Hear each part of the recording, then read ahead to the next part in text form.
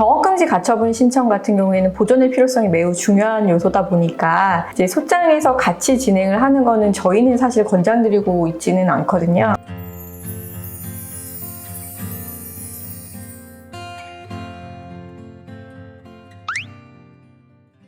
안녕하세요. 법률사무소 봄의 대표 변호사 정윤주, 법률사무소 봄 대표 변호사 이완수입니다. 네, 저희 남양주 법률사무소 봄에서는 경업금지 소송을 정말로 많이 하고 있고 전국적으로 굉장히 문의도 많은데요. 그래서 저희가 이제 경업금지 관련해가지고 유튜브 찍은 지도 꽤 오래된 것 같아요. 네.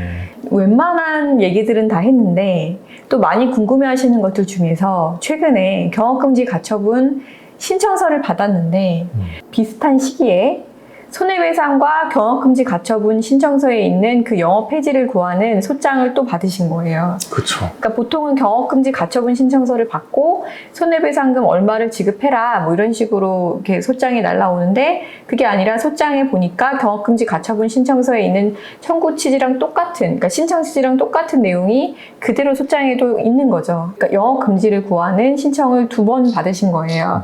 다만 소장에는 손해배상 청구가 같이 합쳐져 있는 그런 내용으로 이제 들어온 건데, 이런 경우에 소송이 어떻게 진행이 되는 건지, 만약에 영업금지 가처분 신청이 만약에 뭐 인용이 된다면은 나는 그때까지 일을 할 수 있는 건지, 그리고 이 2가지 소송은 어떻게 다른 건지 이런 것들을 굉장히 궁금해하시고, 또 변호사를 별도로 수임을 해야 되는 건지, 변호사 비용이 또 더블로 들어가는 건지 이런 것도 많이 궁금해 하시거든요.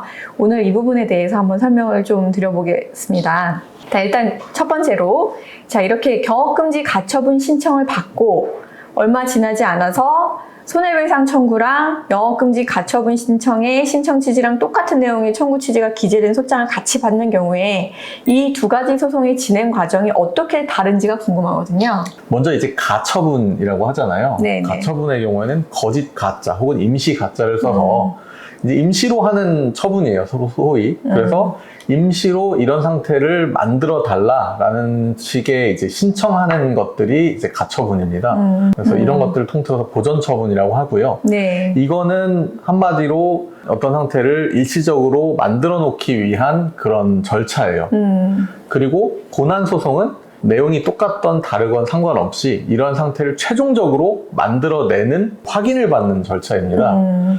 그래서 보전 처분의 경우에는 어떤 임시성이 좀 있어요, 분명히. 임시적인 대신에 약간 증명의 정도가 살짝 낮고 조금 더 빠르게 진행된다라고 저희가 보통 설명을 드리죠. 그리고 본안 소송의 경우에는 이 권리가 확정적으로 확인되기 때문에 조금 더 높은 수준의 증명이 필요하고 이것이 한번 확정되고 나면 바꿀 수가 없다, 이렇게 말씀을 드리고 있습니다. 그래서 이제 보전 처분은 보통 어떻게 진행이 되냐면 좀 빠르게 진행이 되고요. 보통 재판을 하게 되면 뭐 재판 한 번에 끝나는 경우가 있지만 잘 없잖아요. 2번, 네. 3번 보통 진행하지만 보통 보전 처분에 관해서는 심리가 아예 이뤄지지 않기도 하고 경업금지 가처분의 경우에는 그런 경우가 거의 없지만 이 심리가 아예 없이 결정이 나기도 하고 일반적인 가압류의 경우에 네. 가처분의 경우에도 이제 뭐 그냥 간행적 가처분 같은 경우에는 일반적으로는 심리 없이도 진행이 가능하거든요. 근데 이런 것들은 이제 임시 지위를 정하는 가처분이라고 해서 반드시 신문기일을 진행하게 되고요. 그렇지만 신문기일을 보통은 딱 한 번 합니다. 간혹 이제 2번 연장되기도 하지만 대부분 한 번에 끝난다고 보시면 돼요. 그리고 결정도 상대적으로 빨리 나오는 편입니다. 보통 한 2-3개월 정도 저희가 그렇죠. 말씀을 드립니다. 예. 그리고 뭐 언제 나올지도 사실은 확정적이진 않아요. 맞아요. 왜냐면 법원에서 적절하다고 생각하는 때 결정을 내리시기 때문에 네. 저희는 이제 언젠가 나오겠지 하고 좀 기다려야 되는 면이 있고, 본안 소송의 경우에는 정해진 일정이 있죠. 변론기일이 이제 진행되면 그 다음 변론기일이 정해지고 변론이 끝나게 되면 판결 선고기일이 잡히고 그 판결 선고가 딱 나면 그때 결론을 알 수 있게 되는 그런, 어떻게 보면 정해진 일정에 따라서 진행이 되고 기간도 대신에 상당히 좀 긴 편입니다. 저희는 보통 6개월에서 1년 정도 안내를 네. 해드리죠. 그러면 만약에 가처분 같은 경우에는 한 3개월 정도면은 결과가 나오잖아요. 네네. 그러면 그 가처분에서 인용 결정이 나올 수도 있고 기각 결정이 나올 수도 있는데, 그러면은 거의 똑같은 그 취지를 가지고 있는 소장에 영향을 줄까요? 경우에 따라 다르다라고 말씀드릴 수 있을 것 같아요. 저희도 뭐 진행을 해보면 가처분과 본안의 결론이 다른 경우도 있고요. 네. 왜냐하면 똑같이 영업을 뭐 중단하라 뭐 이렇게 나오고, 여기도 이제 똑같이 영업을 중단하라라는 취지가 들어있지 않습니까? 청구 취지가. 그런데도 결론이 달리 나오는 경우도 분명히 있습니다. 왜냐하면은 이제 그 전후의 사정도 분명히 다를 수 있고 또 이제 보전 처분에 있어서는 보전의 필요성이라는 추가적인 항목이 필요하거든요. 네. 그래서 보전의 필요성은 생각보다 이런 가처분 사건에서는 되게 중요한 요소입니다. 이걸 왜 바로 지금 이때 즉시 중단을 시켜야 되느냐, 그런 긴급한 보전의 필요성을 재판부에서 중대하게 보시는 편인데, 그러한 보전의 필요성이라는 가처분에서만 고려되는 그런 요소들이 지금 급하게 할 필요는 없을 것 같다라는 판단이 내려지면 설령 동일한 청구 취지로 신청을 했다 하더라도 보전 처분은 인정되지 않으면서 최종적으로 살펴보니 요거는 그 권리가 인정이 되는구나 라고 해서 본안에서는 그것이 인용되는 경우도 있어요. 반대로 이것이 임시적으로는 지금 영업을 중단해야 될 것처럼 보였는데 상세히 살펴보니 요거는 영업을 최종적으로 중단시킬 만한 그런 것까지는 아닌 것 같다라고 하면 이 가처분은 인용이 됐는데 본안에서는 오히려 인용이 안 되는 경우도 있습니다. 저희 법률사무소 보면서는 웬만해서는 경업금지 가처분 신청을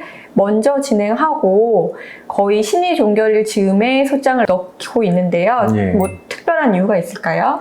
예, 가처분 신청을 먼저 하는 이유는 일단 가처분이 결론이 좀 빨리 나오는 경우도 있고요. 그리고 가처분에 있어서 어떤 쟁점들을 파악을 해서 본안소송을 더 용이하게 진행하기 위한 면도 있습니다.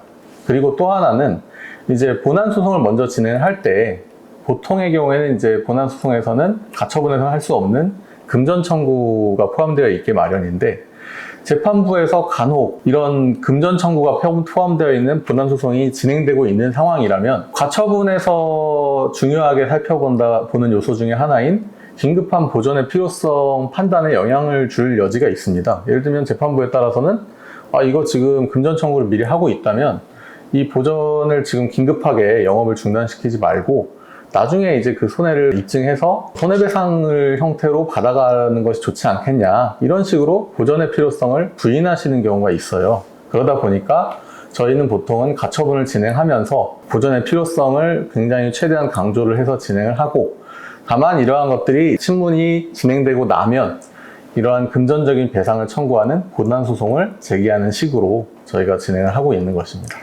네, 일단 경업금지 가처분 신청 같은 경우에는 보존의 필요성이 매우 중요한 요소다 보니까 이제 소장에서 같이 진행을 하는 거는 저희는 사실 권장드리고 있지는 않거든요. 네. 꽤 많은 경우에 이제 보존의 필요성을 이유로 기각을 하는 경우들이 많은데, 사실은 되게 많은 이제 원고 채권자 입장에서는 영업금지 가처분 신청을 원하시기 때문에 영업금지 가처분 신청에 좀 더 많은 에너지를 투입하고 이게 거의 결론이 날 때쯤에 이제 손해배상 청구, 그러니까 두 번째 후차적으로 손해배상 청구를 하는 게 좀 더 맞다라는 판단하에 그렇게 진행을 해드리고 있습니다. 네, 오늘은 그 경업금지 가처분 신청서와 그리고 경업금지 가처분의 청구 취지가 포함되어 있는 소장을 같이 받았을 경우에 어떻게 대응을 하는 게 좋을지, 그리고 이 두 소송에는 어떤 차이가 있는지에 대해서 알아보았는데요. 저희 영상이 도움이 되셨다면 좋아요, 구독 부탁드려요. 감사합니다.